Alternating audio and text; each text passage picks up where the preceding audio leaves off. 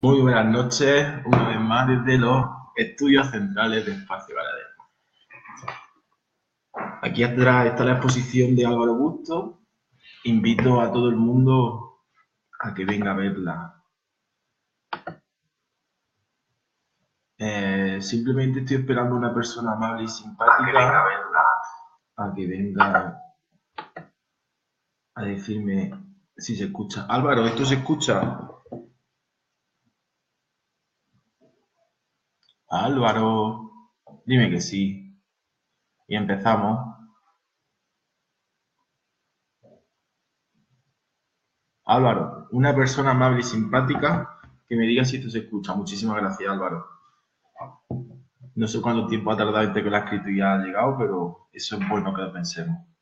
Pues voy a empezar a hablar directamente de Danto y supongo que será un poco más corto porque el texto es realmente más simple y lo que es interesante es discutir sobre la vigencia de su tesis y qué profundidad tiene, ¿no?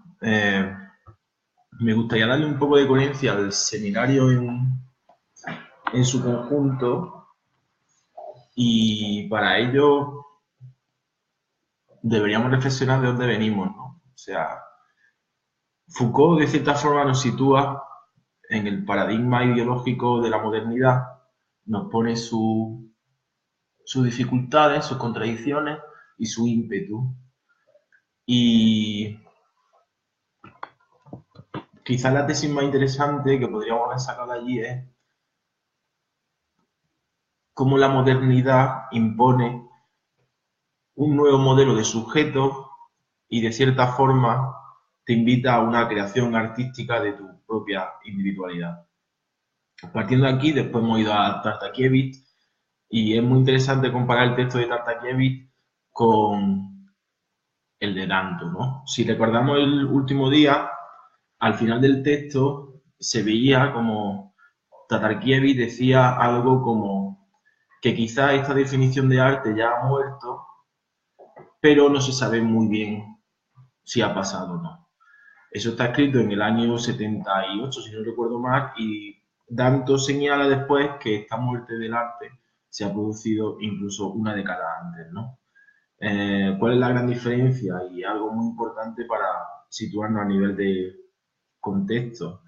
Tartakiewicz no vivía en Estados Unidos, tanto sí, Danto tuvo la oportunidad de ver la famosa exposición de Andy Warhol y ese acercamiento a la obra, esa sensación que tiene Danto respecto a aquello que vi era algo importante, pero tardé ciertos años en saber qué era, es clave, ¿no? Y vemos cómo hoy día con el Internet quizá eso no pasaría, pero en aquella época el tener acceso a una exposición o no era clave para poder debatir o hacer una gran o buena teoría sobre el arte, ¿no?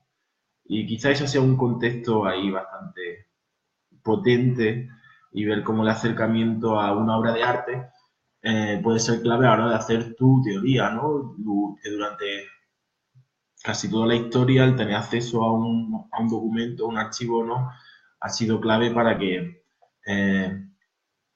ciertas obras giren de una forma u otra. Por ejemplo, Foucault decía que si hubiera conocido mucho antes la escuela de Frankfurt, seguramente le hubiera ahorrado muchísimo trabajo, ¿no?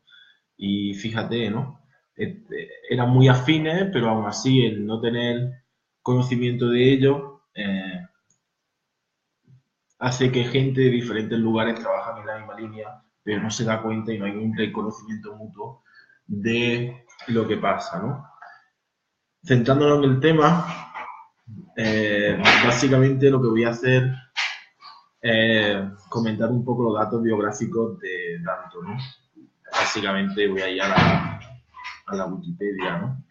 Nació en Michigan y creció en Detroit, un bonito lugar para crecer.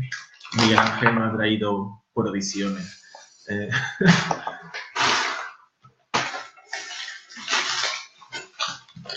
Madre mía, demasiadas provisiones.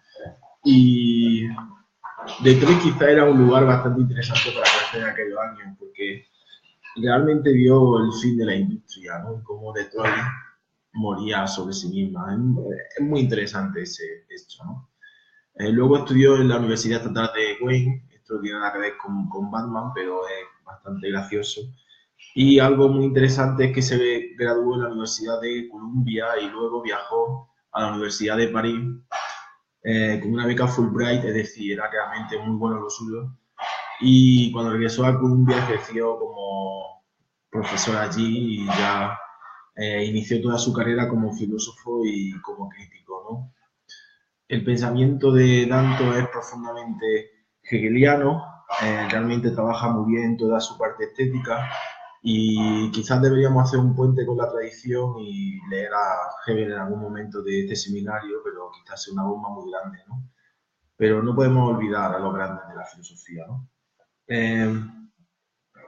Para los que no tengan el material, ahí he dejado un enlace con el texto que estamos comentando y invitar a que sigamos, a que discutamos sobre lo que está pasando aquí e intentamos entender de cierta forma qué es lo que significa el fin del arte para Danto. Quizá una tesis que a priori se tomó muy mal, demasiado alarmista, con un título muy fuerte, como el mismo Danto admite. Hay que ver los americanos qué facilidad tienen para vender sus tesis, para titular de una forma muy sugerente, con mucho marketing, sus producciones académicas. Y se hizo famoso que del día a la mañana, ¿no? La importancia de la legitimación cultural también y la importancia de saber llamar la atención. Y tanto lo hizo muy bien en aquella época, tanto que se estudia en todas las escuelas de Bellas Artes hoy día. Entrando así un poquito en el texto, si vamos a la primera página, habla exactamente de esto, ¿no? O sea, este libro es algo así como una especie de recopilación de su pensamiento a lo largo de su vida y habla de cierta forma, con cierta nostalgia, como intentando analizar o clarificar todas las tesis que ha ido enunciando a lo largo de su vida.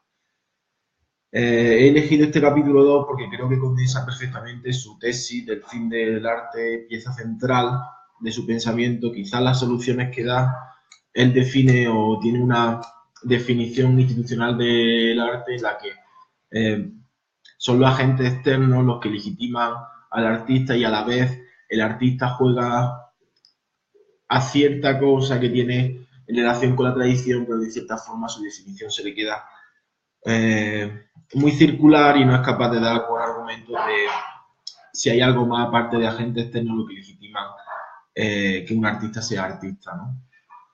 Yendo al texto, la primera página, leo la primera parte que hace referencia al ensayo, ¿no? Al famoso ensayo. El ensayo se titulaba provocativamente El fin del arte y por difícil que hubiera sido creerlo por aquel familiarizado con la agitación sin precedentes en la actividad artística aquel año y algunos años después. Yo quise proclamar realmente que se había producido una especie de cierre en el desarrollo histórico del arte, que era la asombrosa creatividad que duró probablemente durante siglos en Occidente, había llegado a su fin y cualquier arte que se realizara ahí en adelante estaría marcado por lo que yo estaba condicionado a llamar poshistórico, ¿no? No podemos olvidar que de cierta forma, junto a Fukushima, ¿no? Para los que no lo conozcan, tiene un famoso libro en el 1992 que se llama El fin de la historia y el último hombre, y básicamente decía que las luchas ideológicas habían acabado porque ha caído el comunismo y de cierta forma las democracias liberales se habían impuesto tras la Guerra Fría y por tanto no habría una lucha de bloques barbárica sobre el fin de la guerra y, por así decirlo, el fin de las revoluciones sangrientas. De cierta forma, sus tesis, sus conclusiones quizás puedan ser muy acertadas, pero su capacidad argumentativa realmente tiene bastantes fallos. Hemos llegado a un momento maravilloso de la noche en la que nos vamos a tomar un gin tonic por el fin del arte, ¿verdad? Por supuesto. A vuestra salud. Recordad que solo podéis beber si tenéis más de 18 años. Espacio Lavadero no autoriza eso. Relacionando un poquito más, la relación que existe entre Danto y Fukuyama, de cierta forma los dos hacen una lectura de la historia de Hegel y hay que meterlo en el mismo paradigma, ¿no? Que de cierta forma las dos argumentaciones tienen mucha relación, pero quizás sus soluciones no son tan buenas. Volviendo al texto, me gustaría decir así algunas cosas un poco básicas, ¿no? sobre la cosa en sí que se está debatiendo aquí. Este libro, El delfín del arte, empieza diciendo que lo hizo como una provocación, la tesis que quería defender, es que había un desarrollo de la historia del arte que se había cerrado en sí mismo, es decir, volviendo al texto que hemos visto anteriormente sobre Tartakiewicz, se había cerrado una definición de arte vinculado al arte mimético y todo el desarrollo que hubo en contra, ¿no? En contra de Messi en la vanguardia histórica.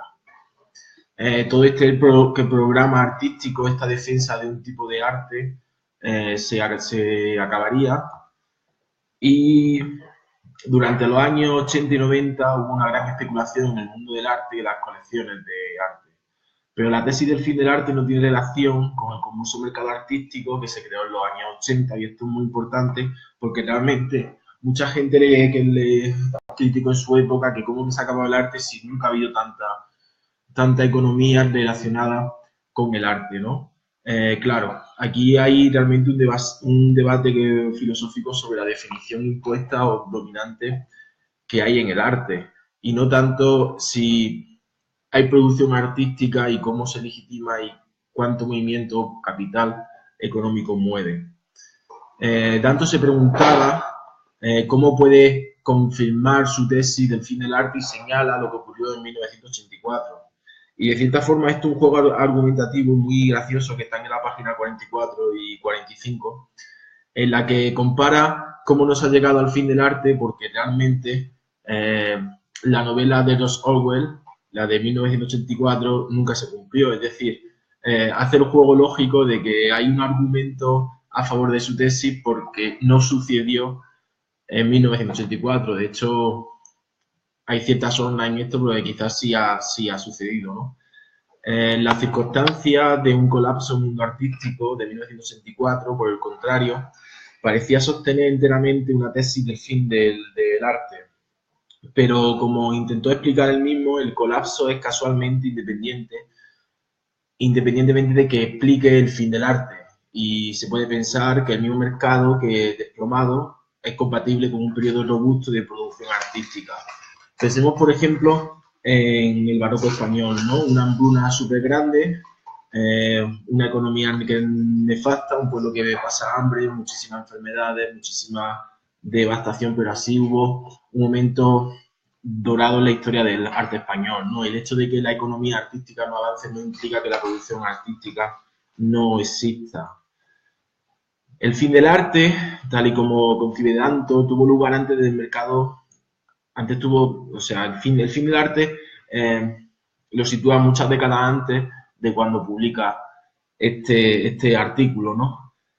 Fue como un evento invisible de apertura y cierre que aquellos que lo vivieron tuvieron la oportunidad quizás de decir, aquí está pasando algo, pero realmente no sé lo que está pasando, ¿no? Es la típica cosa que pasa que cuando va a un evento artístico no tiene los conceptos, las categorías suficientes para poder analizarlo, es decir, rompe la tradición, rompe tus referencias, eres capaz de hacer un comentario al respecto, pero realmente no eres capaz de decir si te gusta o no, pero sabes que aquello es importante. Aquí pasó lo mismo, ¿no? Y quizás sea una de las mejores características que tenga el arte, ¿no? Esta capacidad de sorprenderte y no tener una capacidad conceptual como para analizarla, ¿no? El fin del arte nunca se propuso como un juicio crítico, sino como un juicio histórico, objetivo. Quizá esta sea uno de los fallos de su argumentación, ¿no? Porque si tú criticas su aparataje hegeliano, de cierta forma esta tesis, esta idea se puede caer, ¿no? Pero de cierta forma su análisis es muy bueno. Volvemos a la misma historia de siempre, los análisis y las críticas son buenas, las soluciones quizás no tanto. la estructura de comienzos y finalizaciones que casi define la representación histórica construida narrativamente es difícil de aplicar incluso en retrospectiva. De cierta forma, cuando sucede un evento, está y no está, se abre un cierto campo hermenéutico, se abre un cierto momento de reflexión, se crea una especie de comunidad ahí dentro, pero realmente en el momento en el que se cierra, incluso después la historia es difícil asimilar o conceptualizar lo que realmente pasó. Es decir, si Danton no hubiera ido a esa exposición, que luego hablaremos de ella, quizás nunca hubiera escrito esta tesis, ¿no? O sea, hay un hecho bastante relevante en el estar en un evento. Continuando con el texto, y dentro de poco dejaré hablar a las personas que hay aquí conectadas, podéis preguntar, podéis decir lo que queráis, podemos entrar en un debate. Cierta parte, esta primera parte del texto es más bien una introducción histórica de por qué pasó lo que pasó y por qué Danton considera que tiene razón. Danton hace referencia en la página 47 a Hans Belting y afirma que la era del arte comenzó alrededor de 1400 después de Cristo, es decir, como visto en el texto anterior de Tartakiewicz, nuestra definición de arte es herencia y parte de la modernidad y del renacimiento y del nacimiento del artista, el nacimiento del autor, el nacimiento del sujeto moderno, el nacimiento del mercado del arte, ¿no? Todo esto parece una constante, parece que está muy claro en la historia del pensamiento occidental, ¿no? En aquella época las imágenes eran veneradas, pero no admiradas estéticamente, ¿no? Introduciendo entonces claramente la estética dentro del sentido histórico del arte. Danton argumentará que su obra, que la reflexión estética que llegó a su prima en el siglo XVIII no tiene aplicación esencial en lo que Danton llamará después el fin del arte, ¿no? Aquí, de cierta forma, Danton ha resumido de una forma muy breve los dos grandes paradigmas que vimos en el texto de Tartakiewicz, ¿no? El seminario número 2. Muchos han criticado a Danton, que después de escribir El fin del arte empezará una carrera como crítico de arte, ¿no? Es decir, estás criticando una cosa que está muerta y ¿qué pasa? ¿Cómo te dedicas a eso, no? El argumento realmente es una descripción histórica y ontológica y no tanto al hecho de que no existan producciones de arte.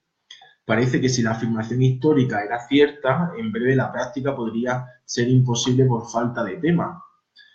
Pero como plantea Danton en su tesis, es que ha acabado una forma de entender el arte, como un proyecto nacido en 1400. Es decir, lo que se plantea es un cierre categorial de cómo se define el arte. Esto es muy interesante a nivel metodológico porque nos confirma una vez más cómo los conceptos tienen un nacimiento, una evolución, una experimentación, un desarrollo lógico, interno, externo, una contaminación, pero a la vez una muerte. Y Danton lo que señala es que esa ideología dominante, esa forma de entender el arte, ese ímpetu histórico que hubo y que de cierta forma aún arrastramos, aún está en nuestra educación, ha muerto, se ha cerrado sobre sí mismo y las categorías con las que analizábamos ante el arte no se puede aplicar hoy día. Es como una especie de llamada de atención de que hay un cambio realmente ideológico en la forma en la que entendemos el arte. Es decir, su tesis realmente lo que está diciendo es que ha finalizado un tipo de definición de arte, pero esto no implica que no se pueda desarrollar la producción artística, es decir, lo que ha acabado de cierta forma es el arte en mayúscula, pero no el arte en minúscula. La práctica artística de cierta forma es consustancial al ser humano y no, lo que cambian son las definiciones, pero no la producción en sí, ¿no? Así, para él no existe una contradicción entre el hecho de que anunciara el fin del arte con su apogeo como crítico de arte. Por tanto, es consistente con la finalización del arte, el que pudiera seguir existiendo arte y, por tanto, debería continuar habiendo cantidad de arte suficiente sobre la cual escribir como crítico. Por así decir, esto es la primera parte del texto, en la que hace referencia a una especie de justificación de por qué hace lo que hace. Una segunda parte del texto sería la de Hegel y Danto, pero en este momento saludo a toda la gente que hay aquí y si tiene algún comentario al respecto, quiere hacer alguna aportación, quiere abrir algún debate sobre esta primera parte de legitimación histórica y contextualización de sus tesis, está más que bienvenido. Espero 30 segundos con este cambio.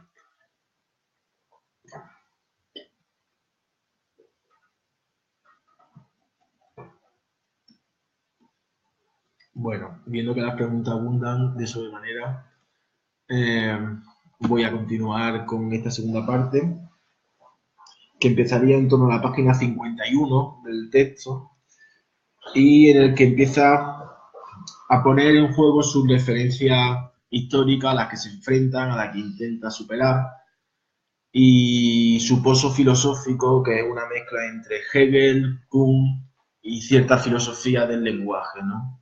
Como hemos dicho antes, Danto tiene una definición de arte institucionalista y además un método de análisis muy analítico, ¿no? Es muy típico y en esto se parece a Tartakiewicz, de decir los valores artísticos son objetivos y podemos analizarlos. Otros autores no pensarán sobre la objetividad y la posibilidad de conocer estos valores.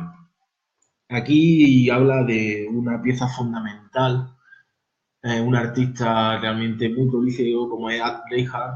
En 1966 escribe, y esto hace referencia a su Black Painting: el único objeto de 50 años de arte abstracto es presentar el arte como arte, haciéndolo más puro o más vacío, más absoluto y más exclusivo.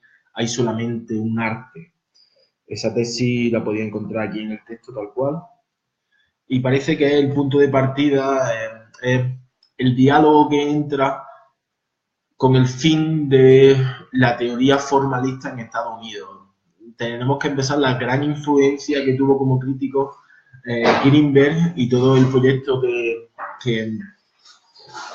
construyó a partir de la defensa de Pollock o de Frank Stella y que vincula de cierta forma una tradición de formalismo que de cierta forma podemos encontrar ya en los textos de Bohringer, de arte y naturaleza, que luego recupera Kandinsky, luego se desarrolla la pintura abstracta y llega a ese gran estilo americano, que es la abstracción americana, en la que tenemos un gran representante aquí en Granada como José Guerrero, ¿no?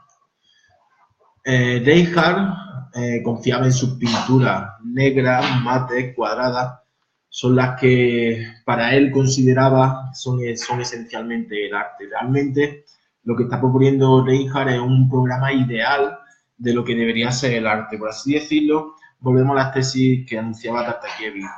Reinhardt lo que ha hecho es construirse sus propias reglas, ha definido el arte de una cierta forma y ha jugado su juego hasta la muerte, hasta convertirse en un fanático ideológico de por qué eso es eso y por qué hago esto y yo voy a jugar a tope a este juego, ¿no? Por eso creía en sus pinturas, era más una forma de autolegitimarse discursivamente y de cierta forma un programa de máximo. Ese programa de máximo llega a su vaciamiento con su black painting, es decir, después de la no representación en la abstracción, ¿qué más queda en una definición vinculada al arte mimético? Declarar que el arte ha llegado a su fin significa que la crítica de este tipo ya no es lícita, ya no tiene valor. Ningún arte tiene ya un mandato histórico contra ningún otro tipo de arte.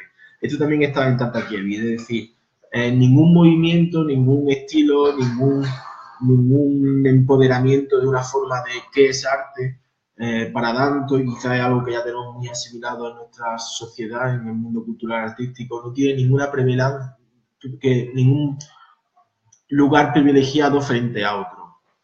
Ningún arte tiene ya un mandato histórico contra ningún otro tipo de arte. Esto no quiere decir que todo valga, esto lo que quiere decir que el arte abstracto no vale más que el arte conceptual, que el art, sino que todo entra en juego, hay una variedad de estilos y hay un proceso de legitimación muy compleja en la que por hacer esto no eres más verdadero que el que hace lo otro. Y esa es la clave, ¿no? no hay verdad histórica ni falsedad histórica en ningún tipo de arte ni en ningún estilo, ¿no? Adentrándonos más en Hegel, estoy en la página 55.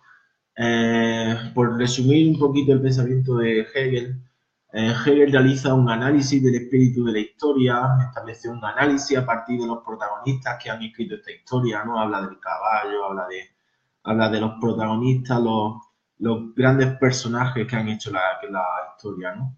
Y partiendo de aquí, entonces, considera que hay un mundo histórico frente a otros lugares que son ahistóricos. Es decir, dentro de la historia la escriben los vencedores, ¿no? África no juega que ningún papel para explicar cómo es el mundo hoy día. Por desgracia, pero es un hecho, ¿no? Hay lugares en los que no había una relevancia ideológica en la construcción del concepto de historia tal como lo entendemos hoy día. Esta idea se conecta con Danto de una forma clara. Él critica que los historiadores de arte han dejado ciertos tipos de arte fuera de su análisis porque no consideran mundo histórico. Por ejemplo, el arte primitivo, el arte folclórico o la artesanía. Así vemos en los años 80 con el triunfo del postestructuralismo y el gran desarrollo del análisis culturales, todo esto se empieza a recuperar y se pone en valor, ¿no? Toda la cultura popular. Esto supone que hay muchas prácticas artísticas que quedan fuera del límite de la historia, ¿no? Es decir, si tú tienes una definición muy estrecha, una relación muy exacta sobre lo que entra o no entra dentro de la historia, cualquier tipo de práctica creativa que no entre dentro de tu definición o que no tenga la relevancia o visibilidad suficiente como para formar parte de una especie de historia de la ideología del arte, al historiador del arte nunca le ha interesado, ¿no? Quizá hoy día sí, pero en esta época desde luego que no. O sea, realmente deberíamos irnos a los comienzos de la antropología para poder ver algo muy parecido a esto. Esto es un debate muy gordo, muy interesante sobre los desaparecidos a lo largo de la historia, ¿no? Tanto las mujeres como los continentes en los que no se ha querido, por relevancia informativa, que tratar, ¿no? Esto tiene un claro ejemplo hoy día. Por ejemplo, hay un atentado, hay una matanza en Kenia y como mucho tenemos una imagen súper corta, una historia, una noticia que no tiene mucho impacto en los medios de comunicación, pero si pasara algo en Londres, murieran 2 personas frente a las 20 que morirían en Kenia, tiene muchísima más relevancia mucha más relevancia que mediática por la cercanía. Y el concepto de cercanía que hay en los medios de comunicación de relevancia es básico. De hecho, lo que se hace es una especie de torbellino de silencio, de ciclo vicioso en el que mientras más cerca estás, más te interesa y por tanto una especie de autorreconocimiento infinito de nuestra propia ideología que deja fuera ciertos lugares de la historia, ¿no? Es un tema bastante interesante y bastante profundo para discutir. Volviendo otra vez a Hegel, este afirma que el arte, la filosofía y la religión son 3 momentos del espíritu absoluto. Los 3 son esencialmente transformaciones del uno al otro o modificaciones de diferentes claves de un tema idéntico, ¿no? Esto lo podemos relacionar, por ejemplo, a la filosofía positiva de Comte, ¿no? Pero Hegel le da una vueltica de tuerca y realmente no son estadios que uno supera al otro, sino realmente hay una lectura lógica transhistórica en estos 3 momentos idénticos del espíritu absoluto. Danto se apoya además de Danto en las teorías sobre los paradigmas que de Kuhn. El gran paradigma de las artes visuales ha sido la mímesis y el arte moderno con su nuevo paradigma, aquí teniendo modo moderno como contemporáneo, coetáneo a Danto, se suponía que tenía que ayudar al arte moderno como la mímesis. Claro, es un movimiento muy inteligente por parte de Danto porque Kuhn le da las estructuras de herramientas para decir, tengo a Hegel, sé que Hegel tiene unos principios de cómo funciona la historia, los aplico, pero Kuhn me da realmente una herramienta de análisis para hablar de paradigmas, de formas que han acabado.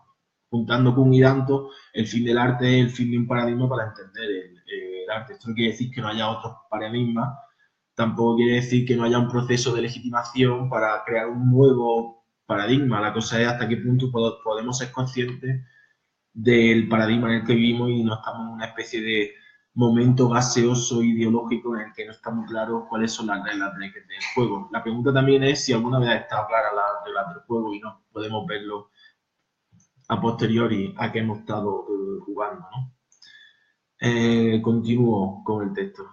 La última era de la historia del arte, antes del fin del arte, era una lucha común entre artistas y pensadores por sujetar la verdad filosófica del arte. Esto hace referencia, sin duda, al arte de vanguardia, ¿no? Esa unión que hubo entre pensadores y filósofos, o sea, entre pensadores y artistas para crear un manifiesto que declarara que cierta práctica artística es de cierta forma, pero por así decirlo, son capaces de inventarse sus propios juegos para decir lo que es verdad en el arte. Esta es la última época, incluso esto en Hegel ya lo encontramos, que lo llamaría la época de los manifiestos, que aquí trabaja tanto, ¿no?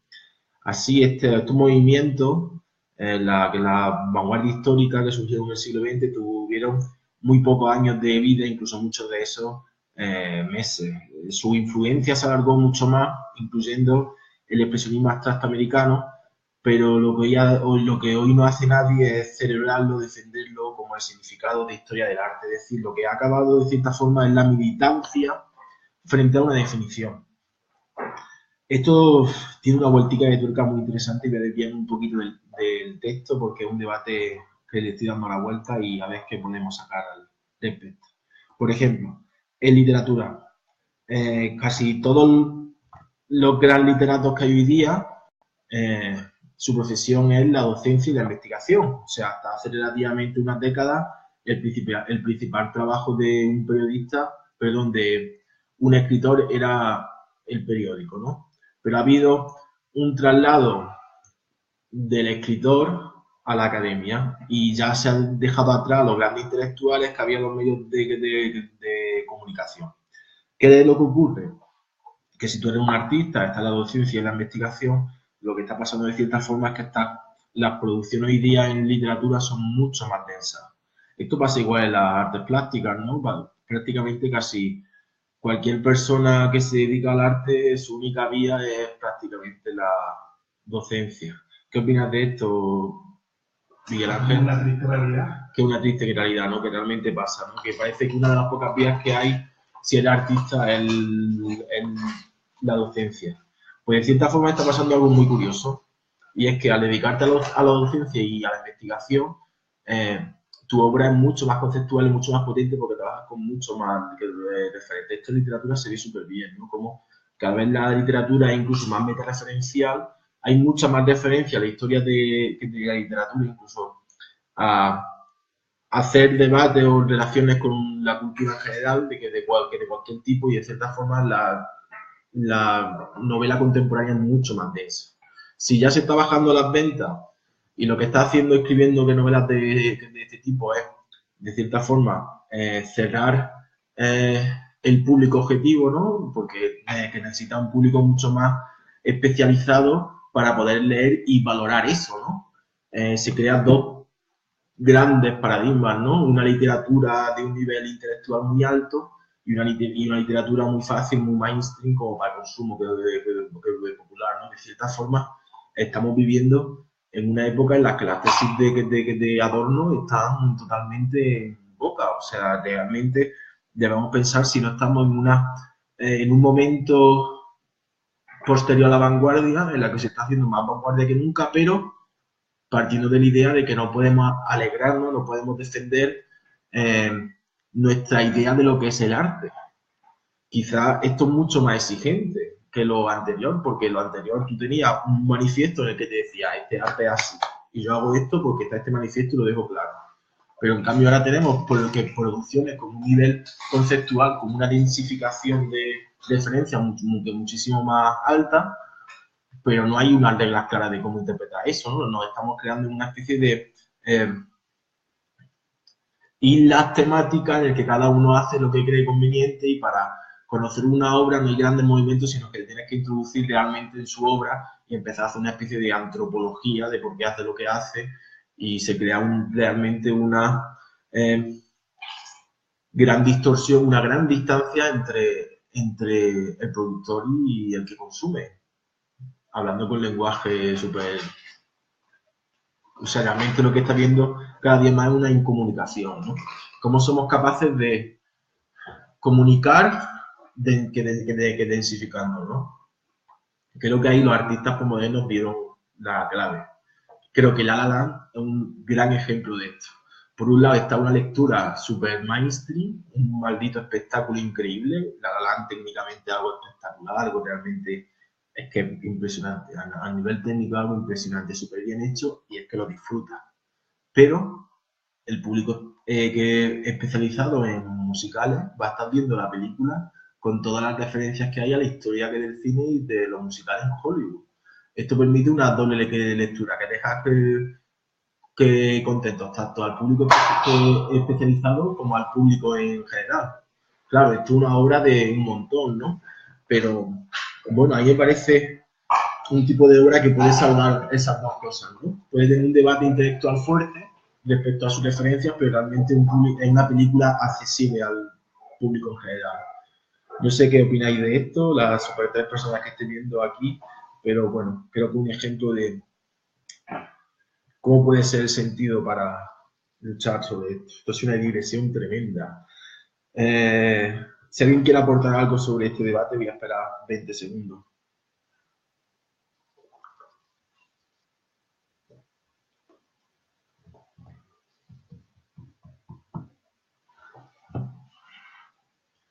Recordad que tenéis que ver la exposición de Álvaro Bustos en el Espacio Lavadero, ¿eh? Que queda una semanita. Y si no, comprar el catálogo, que va a ser precioso. No, ahora no. No, ahora no. Sigamos con el texto. Espacio Lavadero, pero hablando de una estética mainstream.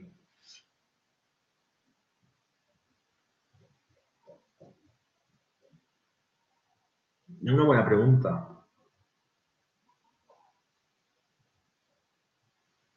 Vamos a pensar en La La Land. ¿Es mainstream a nivel estético La La Land? Pues sí, pues posiblemente.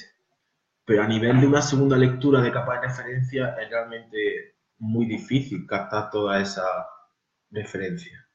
Entonces, de cierta forma, o tenemos un arte muy subversivo, muy underground, muy inaccesible para el público en general,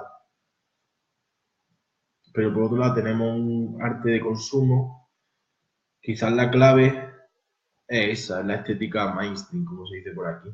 Sí, quizás sea esa la clave, ¿no? Pero claro, la estética mainstream, ¿quién la legitima, no? ¿Qué es lo mainstream?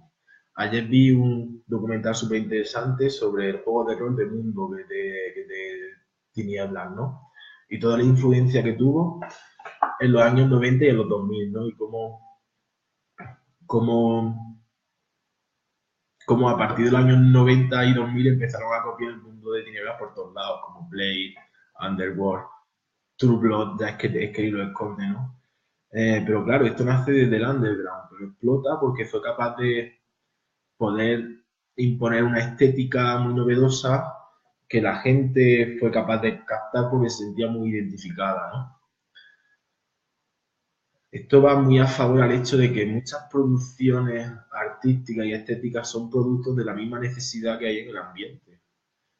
Pongo un ejemplo. ¿Cuántas personas no piensan lo mismo en diferentes lugares del mundo porque hay ciertas ideas que la ideología dominante te empujan a pensar? Y tú te sientes súper especial, pero realmente es el pensamiento que hay ahí en esa lógica que impone un discurso. Dice Álvaro Bustos, claro, pero entonces vemos de un arte contemporáneo completamente estético con el girito. Sí, lo que he puesto, el ejemplo de La La Land es como para decir, ¿hay alguna posibilidad de reconciliar estos dos mundos, ¿no? Una densificación del arte, un arte muy poco accesible y un arte que pueda llegar a todos los públicos. Pues sí, sería un arte puramente estético, pero con el girito. ¿Cuál es la gracia, cuál es la belleza que de este asunto, ¿no? Es que si tú llevas a la gente a nivel estético a algo que le atrae, tienes más facilidad para hacer una pedagogía con ellos.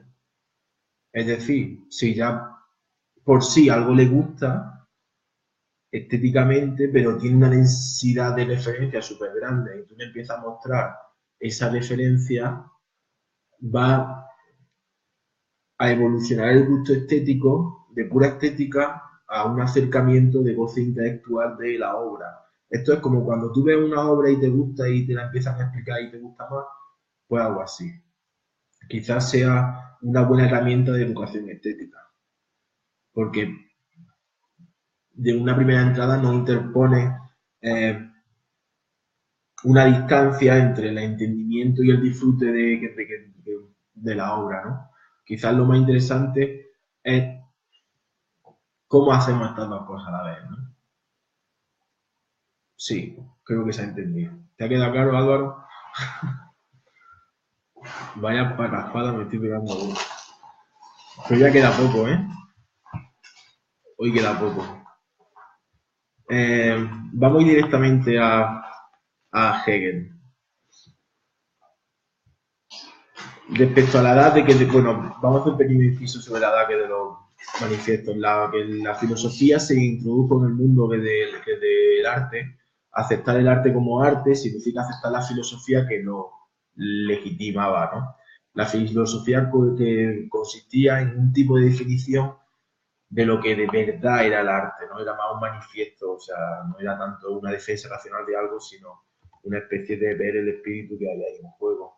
Lo que tiene en común tanto con su práctica intelectual es que para él también su pensamiento está fundado en una teoría filosófica del arte, en la que se pregunta es relativa a la naturaleza del arte, es decir, ¿qué es el arte? Como el arte se empezó a preguntar qué es el arte, el historiador del arte estaba obligado a acercarse a esa pregunta, ¿no?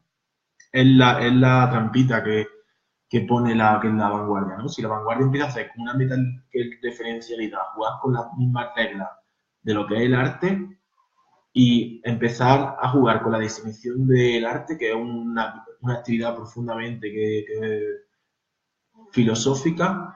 Si hay un historiador que quiere aprender sobre, intentar explicar o hacer una historia sobre ese tipo de arte, va a tener que documentarse en filosofía y entrar en el debate filosófico, ¿no? La consecuencia de esto es que hoy día muchas clases de bellas artes son clases de filosofía. Es inevitable, porque es... Danto se apoya en la filosofía de la historia de Hegel en el momento en el que su discurso de la historia del arte estaba cercano a la filosofía. Es decir, de cierta forma, va hacia una ontología de lo que es el arte, más que analizar de cierta forma la práctica artística y de la vida del artista o de los estilos. Fundamenta su parte filosófica para poder responder qué es el arte. Aquí una cita muy interesante de Hegel, una famosísima cita. Buenas noches, Miguel Ángel.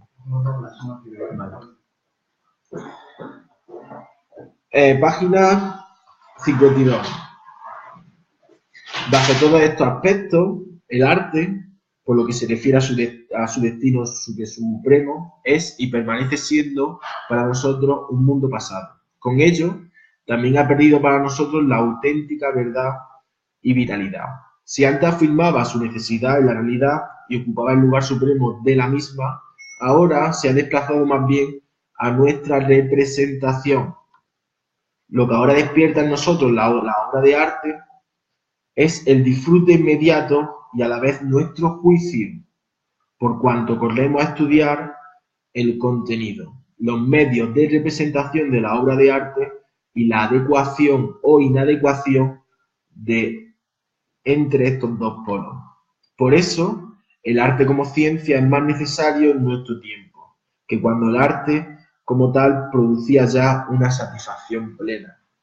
El arte nos invita a la contemplación reflexiva, pero no con el fin de producir nuevamente arte, sino para conocer científicamente, es decir, filosóficamente, lo que es el arte. Aquí Hegel ya está anticipando todo el giro filosófico que va a haber después en el arte, ¿no? Y hay algo esencial, ¿no? Aquí arte Aquí Hegel creo que realmente lo clave. ¿Alguien tiene alguna duda sobre esta definición?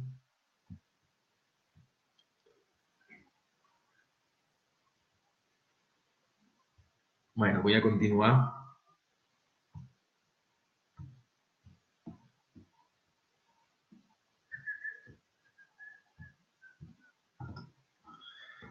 Aquí en el texto, a continuación, empieza a analizar las diferentes tesis que da Danton respecto al momento histórico, ¿no? Entre los años 1828 y 1964, este periodo está caracterizado por lo que cita, ¿no? El fin del mundo del arte no consiste en crear arte, sino en crear arte explícitamente para el propósito de saber filosóficamente lo que es el arte, es decir, una exploración sobre la misma definición del arte. En este periodo, desde Hegel hasta ahora, fue especialmente estéril, con la excepción de Nietzsche y luego más tarde Heidegger, que realmente son los tres pilares fundamentales filosóficos para ver diferentes tipos a los que acercarse al arte, ¿no? Que en 1950 Heidegger escribió su famoso texto de los orígenes de la obra de arte. No sé si me atrevo a meter ese texto aquí en el seminario. Supongo que sí, acabaremos hablando de eso. Dijo que era demasiado temprano para saber, esto es Heidegger, ¿no? Heidegger dijo en este famoso texto, ¿no? El de los orígenes de la obra de arte, que era demasiado temprano para saber si el pensamiento de Hegel era verdadero o falso. Aquí Danton está diciendo que es verdadero. Heidegger no era capaz de verlo porque a nivel histórico no se había cerrado esa definición. La filosofía del arte entra en estas fechas en un momento de esterilidad. Realmente lo que está pasando en el siglo XIX es coger una filosofía del arte vinculada a la estética, ¿no? En un sentido muy neocantiano, en un sentido en el que realmente estamos viendo las categorías estéticas por las que nos acercamos al arte, pero en sí no hay una búsqueda, un intento de responder qué es el arte, sino cuál es nuestra experiencia frente al arte y qué no y qué no. En la época de Hegel hubo sin duda guerras de estilo, como la de diseño y coloritio, ¿no? Es decir, lo que pasaba en Venecia con toda la teoría del color y lo que pasaba en Florencia con toda la teoría del diseño, que fue arrastrándose desde el siglo XVI y luego más adelante con las escuelas de ingreso de la Coral en Francia, ¿no? Pero de cierta forma, lo que ocurría en este momento es que había diferencias menores en torno a cómo se entendía el arte, es decir, tenemos la misma concepción de qué es el arte, pero debatimos en el cómo se hace el arte. En las épocas de los manifiestos y después, realmente esto se rompe, ¿no? Realmente hay diferencias reales entre qué es el arte. Así, de cierta forma, podemos resumir este debate que la cuestión era cómo tratar la representación pictórica, pero realmente no había que diferenciar sobre la posibilidad de representación, como si, por ejemplo, los abstractos después criticarían. No todo el arte visual de la era posthegeliana es filosófico en el modo en el que el arte era entendido por los manifiestos, es decir, ahí realmente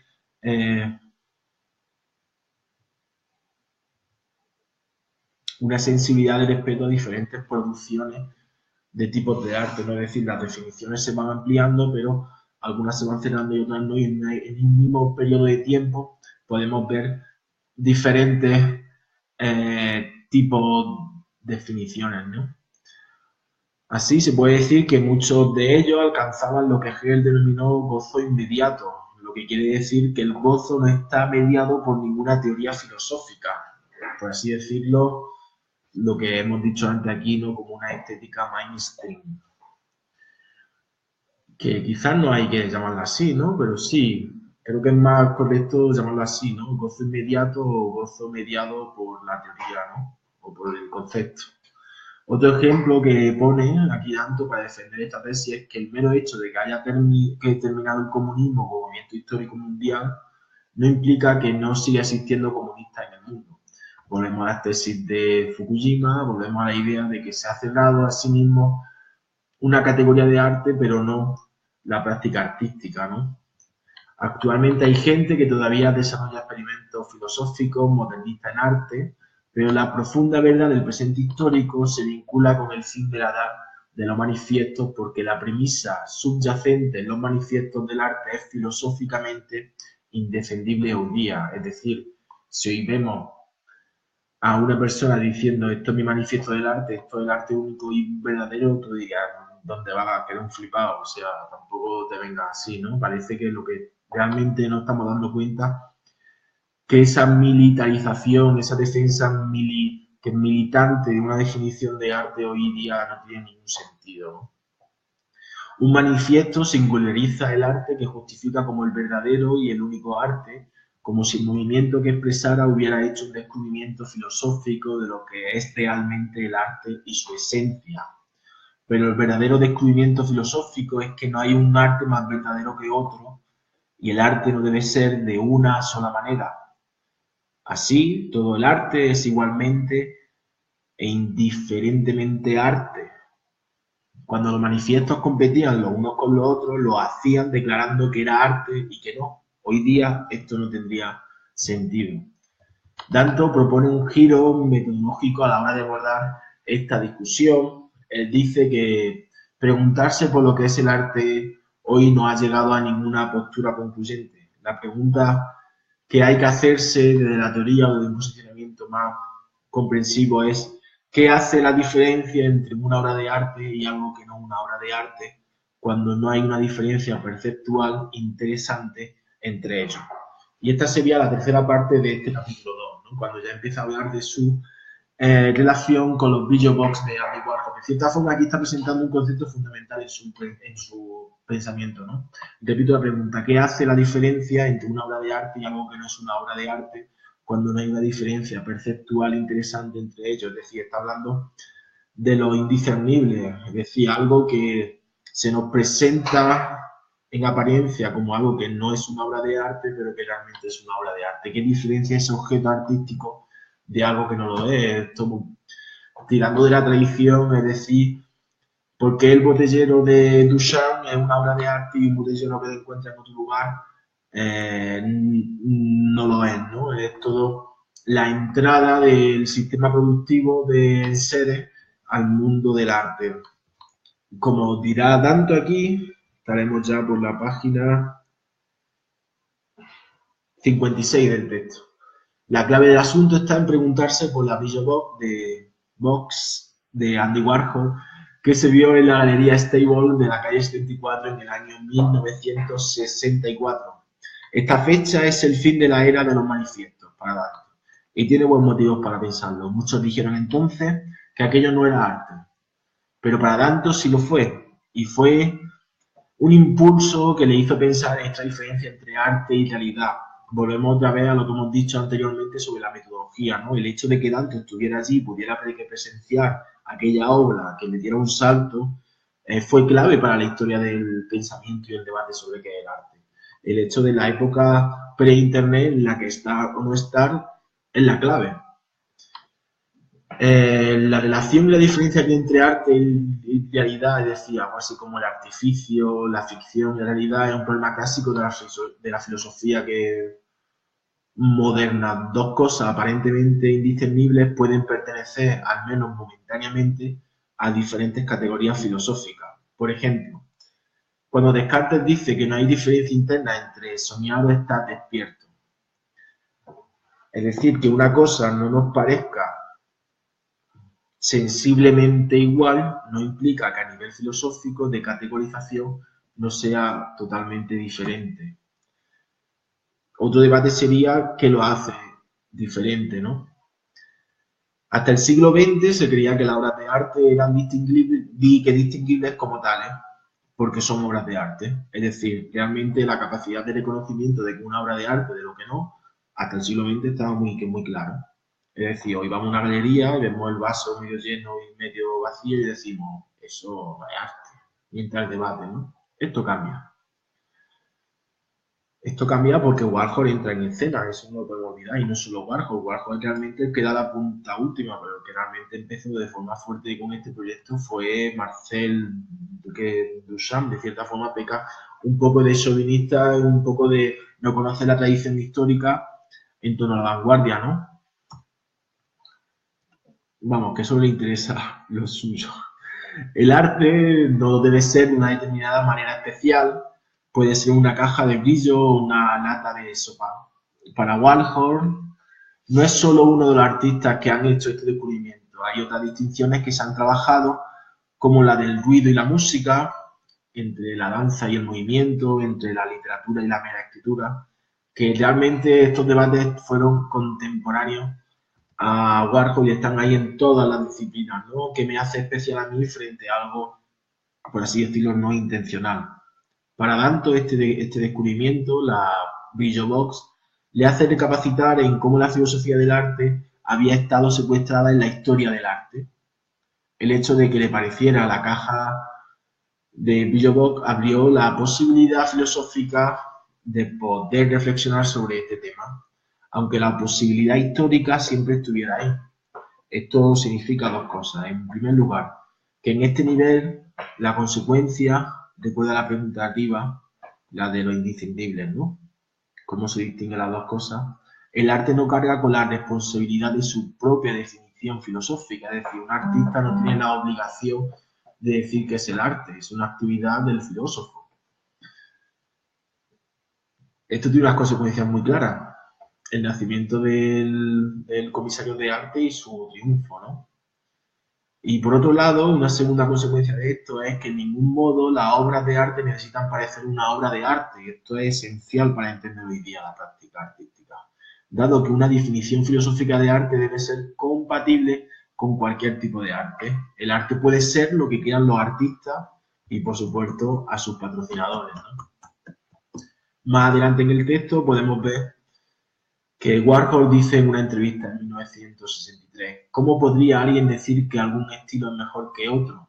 Uno debería ser capaz de ser un expresionista abstracto la próxima semana, un artista pop o un idealista sin sentir que ha concedido algo. Es decir, estamos realmente en un momento de juego, de juego artístico, de que realmente el artista se da cuenta de la parte lúdica que hay en la producción artística. Eso es innegable y eso es lo que quiere decir, oye, si yo quiero ser un conceptual y mañana un abstracto, ¿por qué no voy a poder hacerlo? El arte es algo más que el estilo. No es necesario decir que esto deja abiertas las opciones de la crítica. Esto no significa que todo el arte sea igual o indiferenciadamente bueno. Solo significa que lo bueno y lo malo en materia del arte no tiene que ver con el estilo correcto o con caer bajo el manifiesto correcto. Esto es lo que quiere decir tanto como el fin del arte. Significa que cierta narrativa se ha desplegado en la historia del arte durante siglos y que ha alcanzado su fin liberándose de los conflictos de una clase inevitable en la edad de los manifiestos. Así, Dante ofrece a la pluralidad de estilos y recomienda que además esto es necesario y que lo que tenemos que hacer es vivir y convivir todos juntos, sin necesidad de discriminarse. Esto es un poco ideal, pero decir qué diferencia hay hace que algo sea arte y que no. La pregunta es qué tipo de persona o arte hace usted como artista.